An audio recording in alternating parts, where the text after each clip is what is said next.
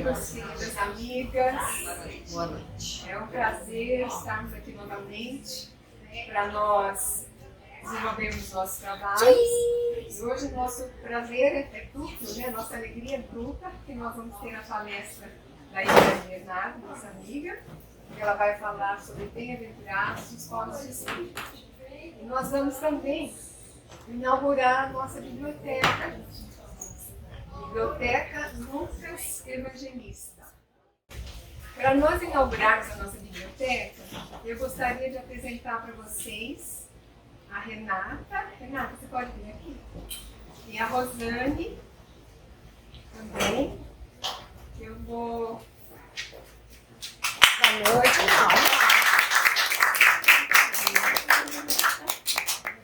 Essas duas queridas amigas organizaram a nossa biblioteca com muito capricho. Depois vocês vão ver como é que estão os nossos livros. Renata Alves Feitosa da Silva. Ela está cursando o 3º ano de biblioteconomia e ela fez então um estágio supervisionado pela Rosane, que é a professora dela na UEL. Rosane do Nordeste. Então, essas nossas queridas amigas desenvolveram esse trabalho muito lindo, com muito capricho, do dia 18 de maio até 10 dias atrás, né, Renata? E por que nós escolhemos o nome Lucas Evangelista? Por causa do seu evangelho maravilhoso, que nós sabemos através da leitura de Paulo Estevão, e livro sobre a fada do Chico, né, através por Emmanuel, e lá Lucas se torna, de acordo com o relato, discípulo de Paulo de Tarso. E ele, então, a pedido de Paulo, ele vai entrevistar Maria, mãe de Jesus, para que desenvolvesse uma biografia de Jesus, através das informações dela, das recordações dela. Paulo gostaria de ter ido, mas ele não pôde, aí pediu para o amigo Lucas ir até lá. E também os Atos dos Apóstolos, né, que é um livro maravilhoso do Novo Testamento. Eu só queria ler um pedacinho aqui para a gente entender um pouco mais de quem é Lucas. Os Atos dos Apóstolos é um dos livros do Novo Testamento, escrito em grego pelo evangelista Lucas, o autor do 3º Evangelho. Esse livro contém a história do cristianismo, desde a ascensão de Jesus Cristo até a chegada de Paulo em Roma, segundo dizem, no ano 63. Esse livro é do Kaidar Schuster. Ele estuda sobre o livro Atos dos Apóstolos. Aí ele diz assim: o evangelista Lucas foi um dos grandes discípulos de Paulo, nascido na Antioquia, exercia a medicina e afirmam ter sido um bom artista. Então, além de médico, ele era também pintor de quadros. Dizem que o primeiro quadro de Maria com Jesus é atribuído a ele. Daí o haverem escolhido os médicos por seu patrono. Mas o principal de Lucas não é ter sido médico, mas sim um grande apóstolo do cristianismo nascente. Pelo seu evangelho e Atos, vê-se que era um homem ilustrado, de vistas largas, pois bem interpretava o movimento de reforma religiosa que se operou em seu tempo. Movimento que mereceu todo o seu auxílio, prestado à causa cristã com rara abnegação. Foram unicamente esses os dados mais acertados que conseguimos obter sobre tão ilustre personagem, que assinalou sua passagem pela Terra como um super-homem, entidade dotada, pelo que se vê, de faculdades admiráveis que eram as insígnias de tão ilustre com elevado espírito. Então, para a gente entender um pouco mais sobre Lucas. A nossa biblioteca, ela está na última sala, à esquerda, juntamente com a sala de fluidoterapia. E também, vocês vão ver o nome, Lucas Evangelista, que além de escritor, era médico. Tem tudo a ver também com o nosso trabalho de renovação de energias da fluida. Nós teremos pessoas determinadas, trabalhadores nossos, que irão também escrever, né, aqueles livros que serão emprestados, vocês vão ver, teremos um caderno. E cada pessoa que emprestar um livro terá uma ficha sua para o seu controle de livros emprestados. Nós vamos deixar na biblioteca a relação de todos os livros que nós temos, que a Renata fez para nós. E assim está aberta a nossa biblioteca. Pode. Trabalhar na organização de uma biblioteca, não importa o tamanho, para nós bibliotecários é um momento ímpar. Agora, uma bibliotecária espírita ainda é mais importante, porque se a gente pensa na fé raciocinada, significa o quê? Estudo constante, né? Então, foram momentos bem gostosos, né, Ana? Eu queria agradecer a Thaís, né, por ter me convidado e dizer para vocês assim, nós colocamos os primeiros tijolos, mas a biblioteca é um organismo vivo. Se vocês não, me coloco também, se nós não participarmos, lermos os livros, e não realizarmos atividades relacionadas à leitura, por exemplo, com as crianças da evangelização ou outras pessoas, essa biblioteca vai ser só um livro ao lado do outro. Era isso que eu queria dizer, né? Eu gostaria que a Renata falasse quantos títulos nós temos, porque é o início da nossa biblioteca, né? Que esse ano a gente completou. Quantos títulos? Nós temos um pouco mais de 650 títulos e 830 exemplares. 830 exemplares. Posso aumentar? Maravilha, muito obrigada. Obrigada, querida. Eu gostaria, em nome do nosso núcleo. Desculpa, era faltando minha mãe. Que bênção! Obrigada, Adriana. Obrigada, Célia. E eu gostaria, em nome do núcleo, de presentear a Renata com um livro, claro.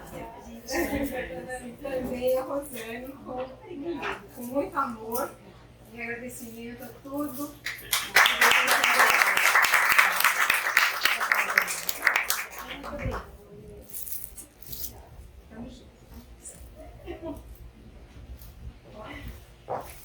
Só o amor liberta, pelo espírito Paulo Hertz, psicografado pela médium Célia Xavier de Camargo, que é a nossa querida amiga que está aqui presente ao lado da Adriana. Então, nós declaramos aberta a nossa biblioteca. Quando vocês quiserem visitar, estão convidados todos. E agora eu vou passar para a Eliane a palavra para ela. Você pode fazer a grande abertura?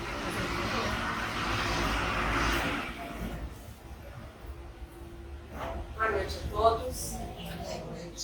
Sejamos todos bem-vindos, né? Essa casa que hoje está em festa, muito iluminada sempre, que nos recebe com tanto carinho. E vamos nos preparar para atividades, continuidade das atividades, visto que a espiritualidade tudo organiza.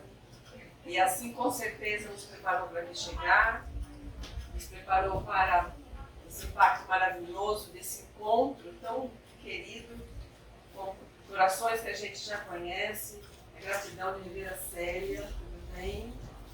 E semana que vem eu vou lá. Vocês estão aqui, né? Semana que vem eu estarei lá na semana, vocês vão para cá, né? Estamos. Que todos nós possamos ter uma excelente noite. Vamos fazer uma oração? Então que possamos, alegremente, com os nossos olhos da alma abertos para receber todos os eflúvios que chegam para nós neste momento, nesta casa, brindando-nos com a presença dos benfeitores que dela cuidam, orientam, dão sustentação a todos aqueles que frequentam e trabalham nesta seara de luz. Que possamos contar com esse mestre amigo, amorável irmão de todas as horas, para que permita que mais uma vez estejamos juntos a refletir sobre o seu Evangelho para que as bênçãos que o Pai nos envia possa, nesse momento, fazer com que nós estejamos receptivos às reflexões e aos seus ensinos, que juntos possamos desfrutar do banquete que Ele sempre nos oferece quando nos reunimos em seu nome. Com a gratidão pela oportunidade de aqui estar e de tantos amigos espirituais que nos brindam com a presença para nos felicitar a intuição, o trabalho e a cada um de nós para as nossas necessidades, iniciamos a atividade da palestra desta terça-feira. Então, uma noite muito festiva, muito agradável, e que nós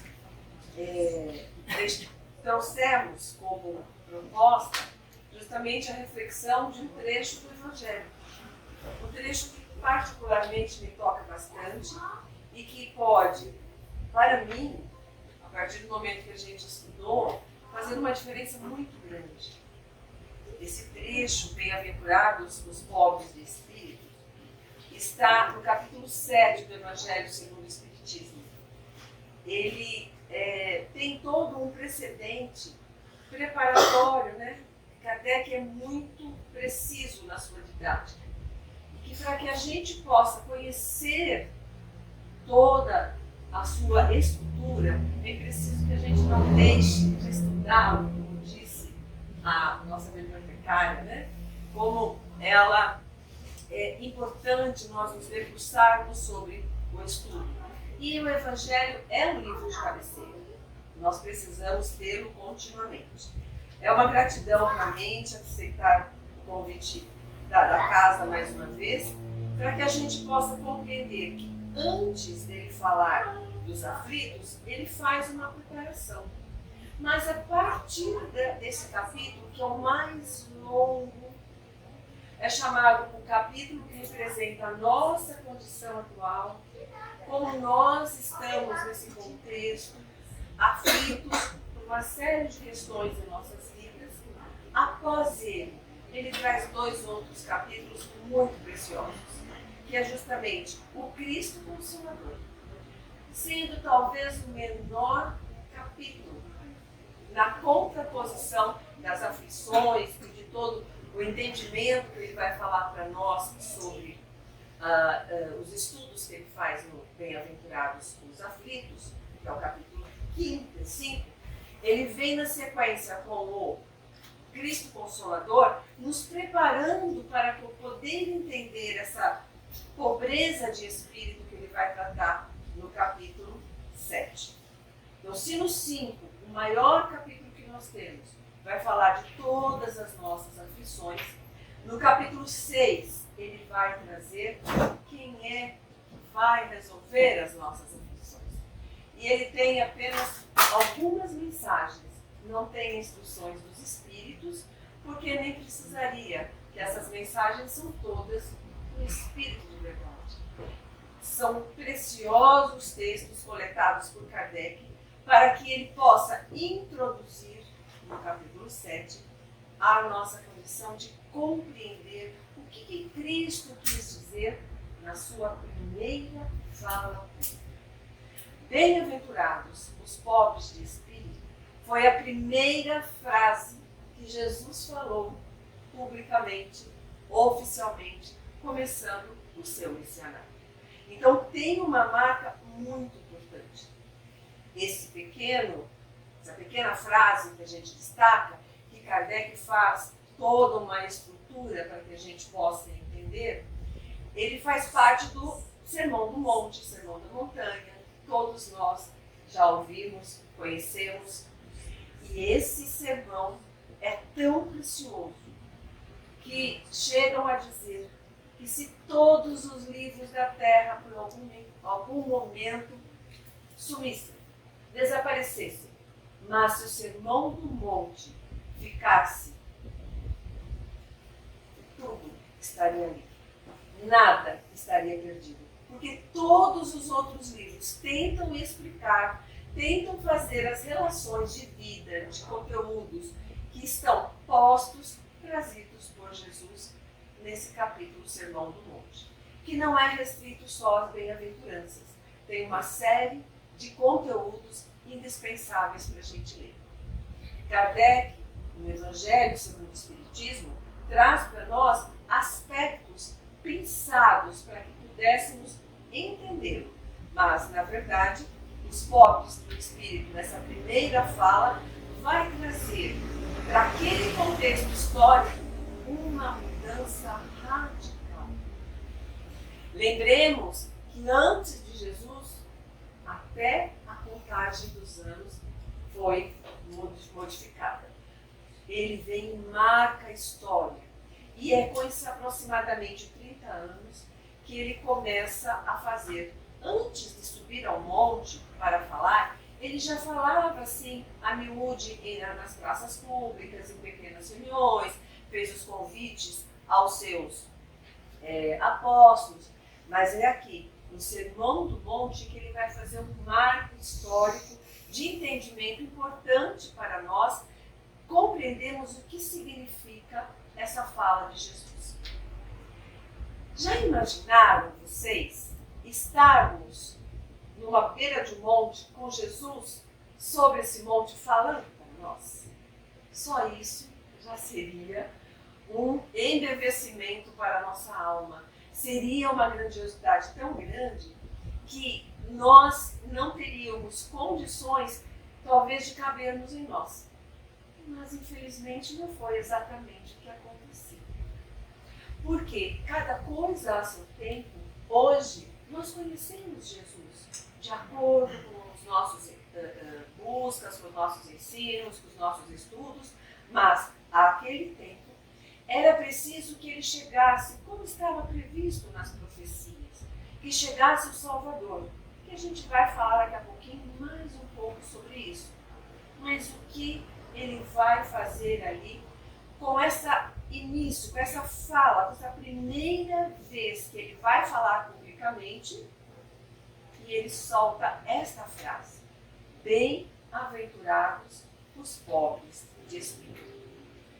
Já tinha antes disso algumas situações ocorrido, preparando este momento. Nada acontece por acaso. E desta forma, o conceito de Deus único já estava estabelecido por Moisés há muito tempo atrás. Mas nem todos ainda conseguiam digerir e conviver com este ensinamento. Mas mesmo tendo essa condição de Deus único como conhecimento daquele povo, era um Deus distante. Era um Deus que se caracterizava para que pudéssemos chamá-lo de Senhor somente nos ofícios religiosos.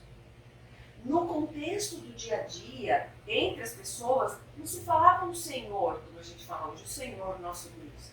Se falava o nome de Yahshua, que significa não Senhor, mas o nome.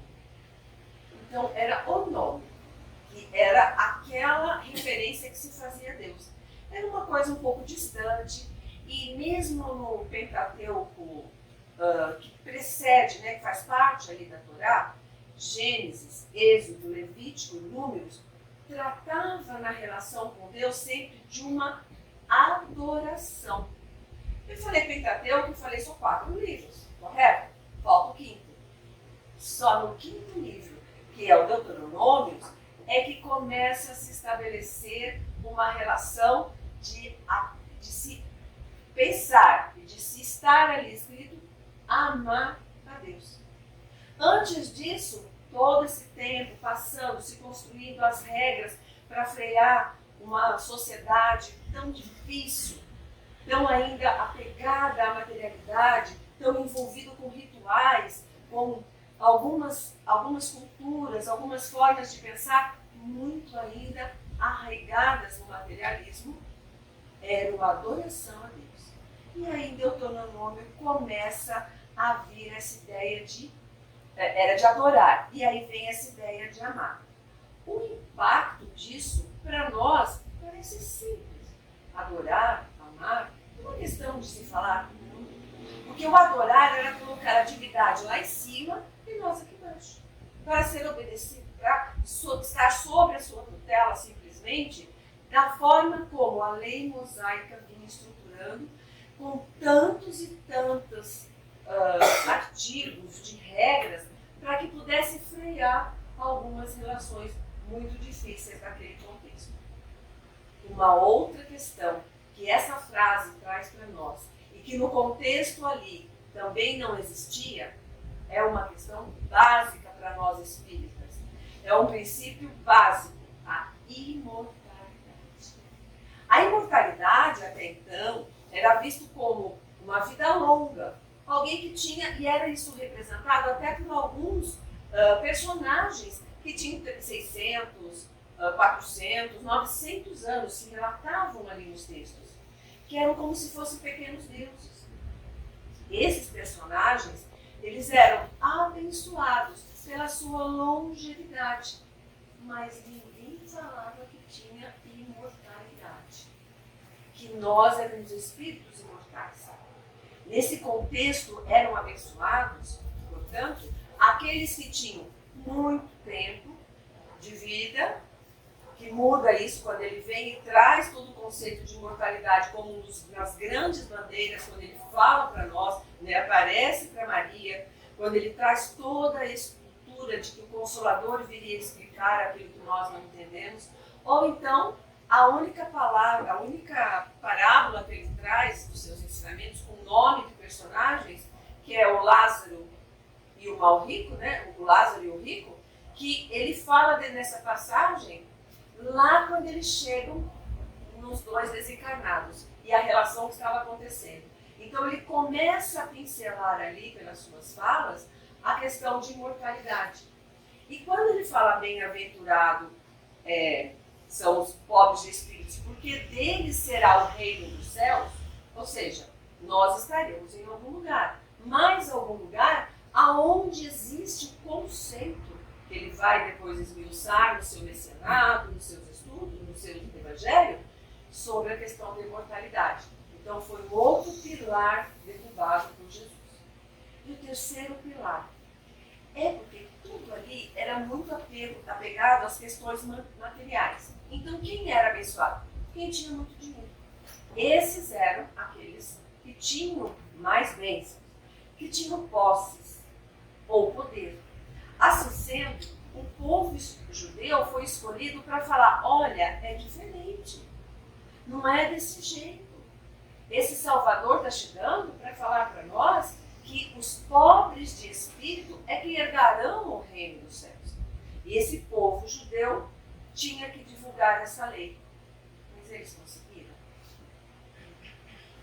Infelizmente, nós temos uma história que mostra para nós que o povo judeu se manteve arraigado essas suas tradições e não percebeu que aquele era o Salvador, não aquele que vinha guerrear como esperado, como em alguns momentos ocorreu na libertação das 4 vezes que eles foram escravizados, guerras. Não, o que estava chegando era um outro tipo de salvação. E esse outro tipo de salvação, se a gente pegar uma linha do tempo e fizer um entendimento, 1.300 anos antes de chegar Jesus, Moisés veio fazer essa preparação. 1.300 anos. Preparando para que aquele povo pudesse aceitar Jesus e pudesse, a partir dos seus ensinos, fazer a mudança tão esperada de toda a humanidade. Mas, 1000 anos antes, Moisés morre, né? Desencarna, tem toda a sua história. E 300 anos depois, 1000 anos antes de Jesus chegar, começam a pipocar profecias. Foram 16 profetas que apareceram ao tempo de 600 anos, começando com Isaías e finalizando com Malaquias. São 16 profetas que vêm trazer àquele povo as histórias, as profecias do que iria acontecer para a chegada do Salvador. E começam a vir essas profecias. profecias. Vocês lembram que Jesus tem uma fala, não vim destruir a lei, para que ela se cumprisse? E muitos dos atos e muitas das suas ações fazem-se comprovar-se, inclusive a sua própria crucificação, para que aquelas profecias viessem a ser comprovadas, como ele era realmente o Salvador. Foram 600 anos, de 1000 a.C. a 400 a.C., em que esses profetas anunciaram Jesus.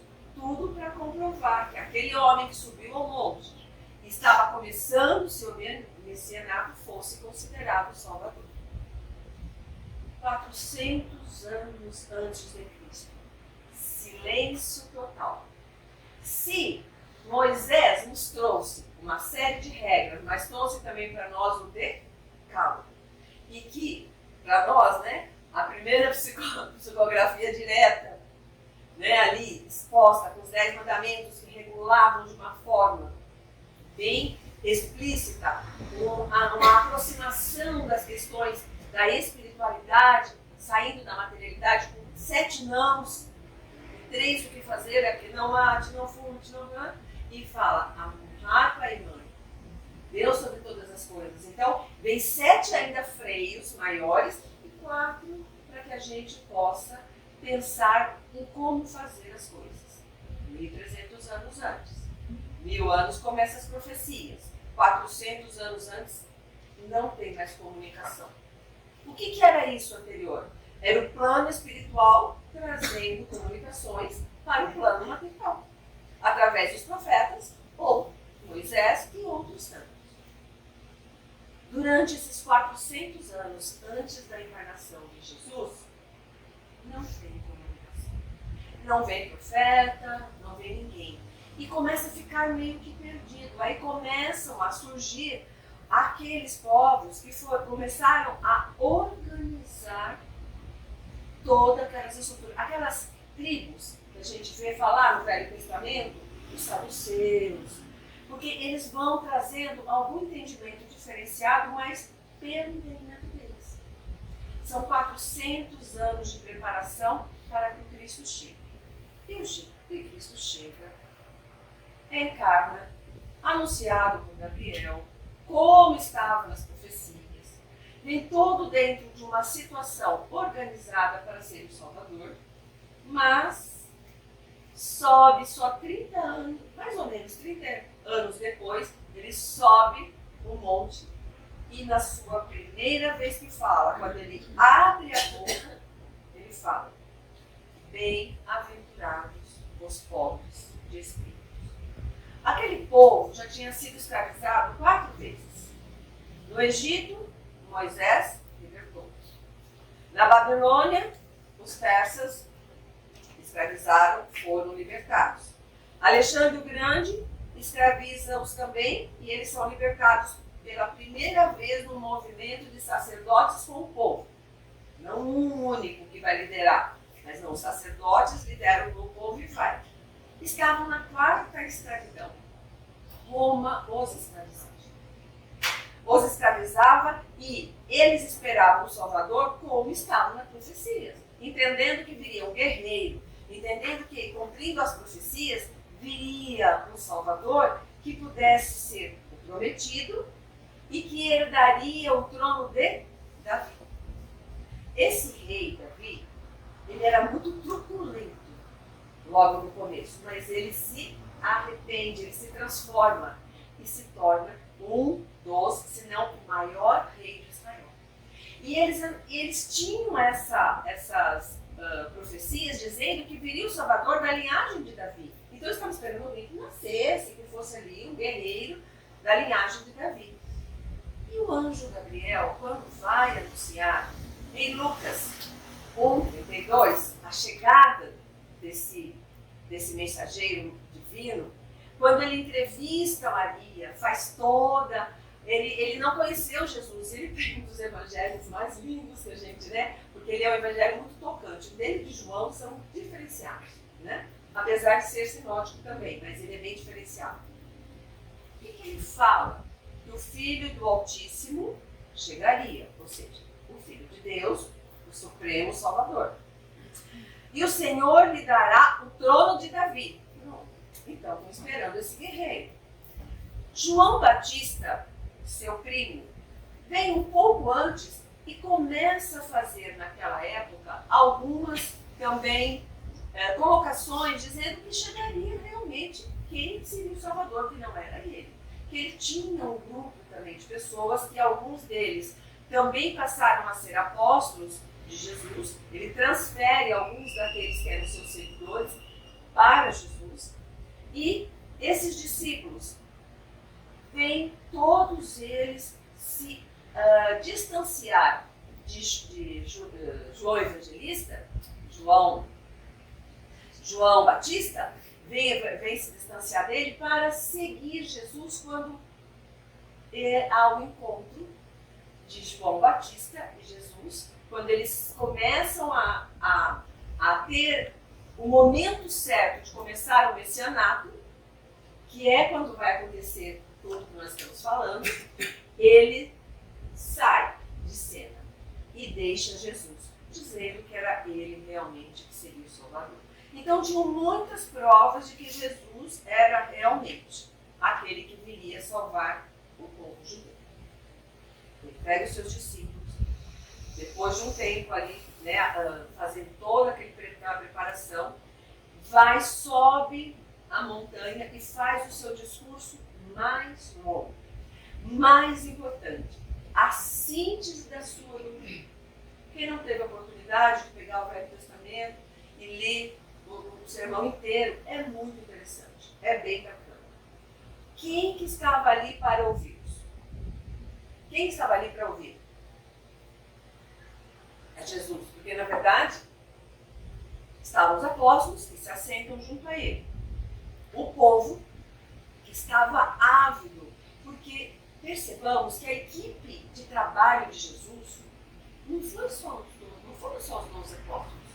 Foram anos e anos, séculos e séculos, preparando a sua chegada para ter uma equipe. Ele tinha uma equipe encarnada que estava ávida por libertar-se. Estava de coração limpo, que estava pronto para receber a mensagem. E tinha uma outra equipe, que veio estudiosos, sacerdotes, que estavam ali todos para também, com esse conhecimento, poder se transformar e fazer um grande trabalho. Mas isso não acontece. Os pobres que foram citados, os que estavam à margem, que foram citados na primeira fala dele, bem-aventurados pobres de espírito, é que eles estavam ali de coração aberto, mas também estavam os que tinham posses, os que tinham poder, os sacerdotes. O que acontece no coração desses homens na hora que ouvem a palavra de Jesus? Bem-aventurados os pobres de espírito, se sentem enfrentados. Não foram enfrentados. Como assim? Como que o reino é deles se nós é que temos o conhecimento da lei? Se nós é que ensinamos a lei? Se nós é que temos o poder de coordenar, de dirigir? Como que é a execução? O impacto, gente, deve ter sido assustador. Se no começo falávamos como que seria ter ouvido Jesus, se nós fôssemos daqueles pobres, olha que maravilha, com o coração pronto para receber, com a terra limpa para ele semear a sua semente, como na parábola do semeador, né, que ele traz para nós fazermos entender que a sua palavra é a semente dos nossos corações, seria maravilhoso. Mas numa cultura primitiva, perniciosa, preconceituosa, arrogante, cheio de legislações que só beneficiavam alguns, muito arbitrárias. Os valores nobres estavam esquecidos e os interesses mesquinhos eram desvalorizados. Como é que aquele grupo poderia se sentir? Eles tinham na visão de Deus um Deus austero, firme, forte, bravo, que viria para sacrificar os outros. E chega alguém que vai falar que é o amor, a felicidade é para todos. Não é só para aqueles que têm longa vivência e longevidade. Não é aquele que tem dinheiro, que tem poder. A felicidade está ao alcance de todos, especialmente aqueles que são pobres de espírito, que estão sendo abençoados. Então, os orgulhosos, os refratários e os doutos, cheios de conhecimento, muito orgulhosos, vaidosos, não conseguiram perceber a fala de Jesus. Não conseguiram entrar na vibração, na sintonia vibracional. Mas aqueles que estavam ali, de coração aberto, humildes, reconhecendo as suas imperfeições e limitações, aceitando até estar à margem, mas querendo ser melhor, querendo ter alguma coisa diferente, prontos para a mudança, era a grande parte da equipe de Jesus. Para que ali pudessem ir absorvendo aqueles ensinamentos e na sua forma de agir em casa, na sua forma de agir nas suas relações, nas suas próximas encarnações, levasse a vivência que tiveram com o Mestre. Porque não tiveram só a encarnação. Estavam abertos e nessa primeira fala, quando ele fala, né, quando ele põe para fora que Deus, dele seria o reino, meu Deus, que reino é esse? Que vai contrapor ao poder que eu já tenho como dono da lei, como dirigente dessa comunidade, ou aqueles que perseguiam como o imperador, que tinha entendimento que era um reino real. Essa semana eu estava fazendo um outro estudo e tem uma passagemzinha de Paulo, vou abrir aqui um parênteses, que ele não perdia a chance de evangelizar, né? E que uma vez conta, né, no livro Paulo Estevam, ele e Timóteo procurando lá uma caverna e entre os assaltantes, querem roubar tudo e ouvem eles falando, né? Estavam ali descansando naquela noite para daí continuar com os tesouros do céu, e aí eles entram, que tesouro é esse? E Paulo, como não perdia o momento de evangelizar, fala assim, ó, para aqueles papéis que estão na mão ali dele, que era Timóteo, tem um caminho para o reino que é o maior de todos. E eram os evangelhos. Eram copos do evangelho. Então a gente percebe o que é que foi chegada de Jesus ali. E Paulo, que também que tinha toda aquela história de perseguição, se transforma também no maior apóstolo que nós conhecemos. Divulgou todo o evangelho por toda a Roma conhecida. Até. Não veio que nem eu vim de carro hoje para dar palestra. Não. Ele ia a pé a todos os espaços. Então, ele muda da materialidade que o povo estava pegado para a riqueza espiritual, para a imortalidade, para a igualdade espiritual, porque graças, ele vai falar, Jesus, te rendo graças, meu Pai, Senhor do céu e da terra, por haver ocultado aos sábios e as revelar as lições aos pequeninos, porque eles estavam prontos para poder receber e divulgar isso. E esses judeus que estavam nessa confusão, né, querendo toda a materialidade, a gente viu o que deu lá na frente. A missão de Jesus é uma missão salvadora. É uma missão salvadora para todos nós. Mas os judeus que foram os escolhidos falharam. E o que Jesus percebe no seu messianato? O que ele faz? Ele vai lá e fala que mandaria um outro discurso. Ele vai falar que vai mandar, isso está em João, dizendo que vai mandar um outro para explicar melhor aquilo que a gente não conseguia entender naquele tempo, na sociedade, e também essa ressignificação do Pai, essa lei do amor, tudo que ele veio trazer, não estava dando para eles entenderem. Ele fala por parábolas, são 28 parábolas, se não falha a memória. Ele vai trabalhar a questão de que dê a outra face, de amar os inimigos. Gente, o que era isso para aquela época? Não dava para entender para aqueles que não estavam prontos. Oferece a verdade em combate à hipocrisia. Quantas vezes ele fala, hipócritas,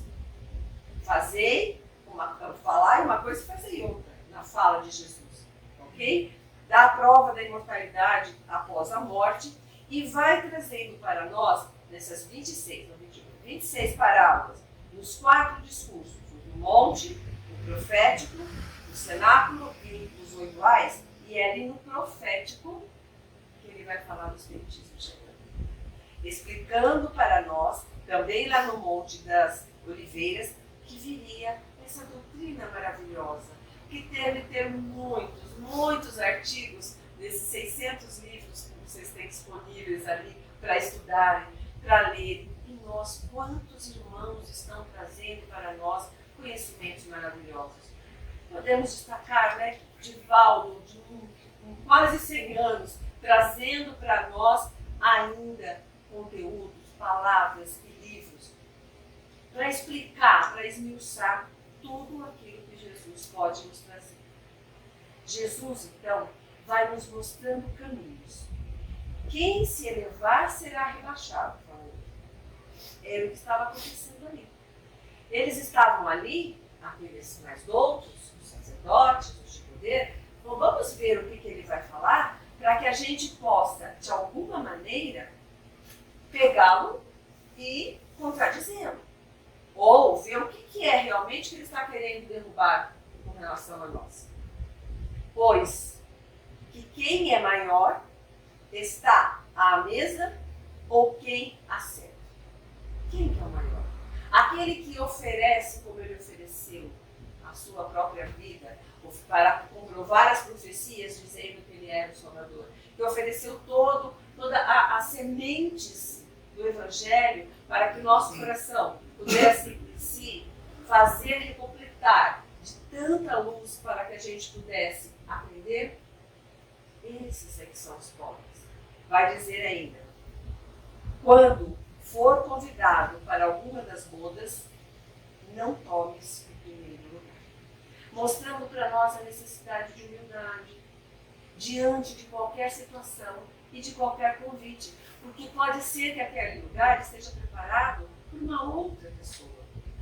Assim nós vamos vendo Deus que Jesus traz para nós que essa doutrina maravilhosa, esse momento importante da nossa evolução, dizem no mundo espírita, nos bastidores espíritas, que a nossa mais importante realização. Passamos por problemas de reclusão, para que ficássemos reclusos, entendendo que é uma importância da convivência, de honrar pai e mãe, viver em família. Pai e mãe como um símbolo, aqueles que vivem conosco. É o nosso primeiro cadinho de burilamento, para que a gente possa sair ao mundo levando no nosso trabalho, no trânsito, na nossa fala diária com os amigos, na criação dos nossos filhos, na casa espírita com os nossos irmãos, que nem sempre pensam igual a gente, que temos que ter convivência para ajustar algumas coisas. Como? Dando a palavra, respeitando e seguindo essa doutrina tão abençoada que Kardec organizou. Quando ele falou que deixava a sua paz, mas ao mesmo tempo ele fala que não veio trazer a paz, veio trazer a espada, que confusão.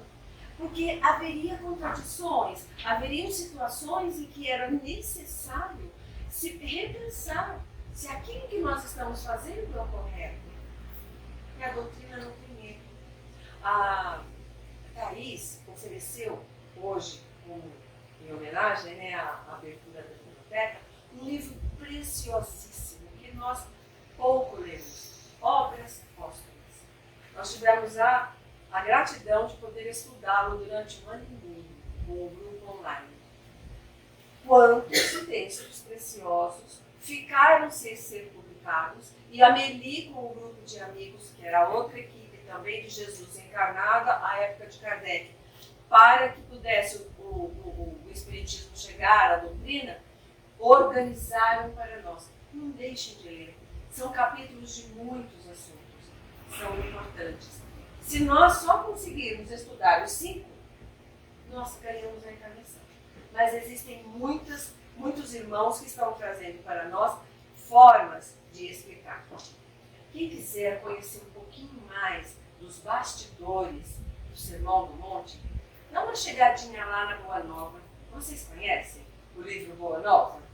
É uma preciosidade, né? Esse livro traz para nós, no capítulo 11, o Sermão do Monte, trazendo algumas coisas que eu falei para vocês, mas muito mais, mostrando esse momento da chegada do Cristo ao seu início de messianato. Bem-aventurados os pobres de espírito. E tem um livro chamado Bem-aventurada Vida e Caminho, que eu gostaria de trazer uns trechinhos para vocês, para o nosso encerramento, que tem o capítulo 9, falando justamente sobre a bem-aventurança com relação aos pobres de espírito. Esse livro é muito bonito. E esse capítulo vai dizer o seguinte, que quando Jesus reservou as bem-aventuranças aos pobres de espírito, não menosprezava a inteligência. Era importante, mas categorizava o estudo e a habilidade por resíduos muito inúteis. Nem categorizava como resíduos inúteis. Vinha, na verdade, enriquecer a terra com espírito e vida. Então, o que nós temos hoje aqui, também presenciando, né, esse surgimento de um ponto de referência para que a gente busque melhorar o nosso conhecimento, é um momento rico. Por isso escolhemos justamente trazer essa reverência de que tudo aquilo que louva ao coração faz engrandecer-se aquilo que é simples, aquilo que é delicado, mas que é muito importante. Que nós possamos, então, assim que nós soubermos que nós também somos pequeninos, nos abrirmos para sermos um guardião da doutrina espírita, um trabalhador do Cristo no nosso pequeno espaço, para que juntos possamos construir uma humanidade mais amorosa, mais pobre de espírito, mais rico de Jesus. Que todos tenhamos uma excelente noite e que possamos ser bem-aventurados a cada momento de nossas vidas. Muito obrigada. Obrigada, Liliana. Um presente para você. Obrigada. Que você goste. Muito obrigada. Vamos ver qualquer um. Então, vamos agradecer a Eliane, que fez essa linda palestra para nós, que possamos refletir sobre essa virtude tão importante que é a humildade, né? São muito importantes. Vamos então mentalizar Jesus, nosso divino amigo, agradecendo essa oportunidade que tivemos de ouvir essas palavras tão importantes para o nosso aprendizado, agradecendo também a oportunidade de podermos abrir a nossa biblioteca para que todos tenham acesso a mais conhecimento, a mais aprendizado. Obrigada aos mentores da nossa casa, obrigada, Jesus, por tudo que temos recebido. E para encerrar, eu vou pedir uma ajuda para vocês, para nós cantarmos Quanta Luz. Quanta luz neste ambiente, descendo sobre nós, vibrando em nossa mente. Quanta luz, quando assim enfrece, como a alma cresce aos olhos de Jesus. Quanta luz, pois em oração a voz do Mestre fala.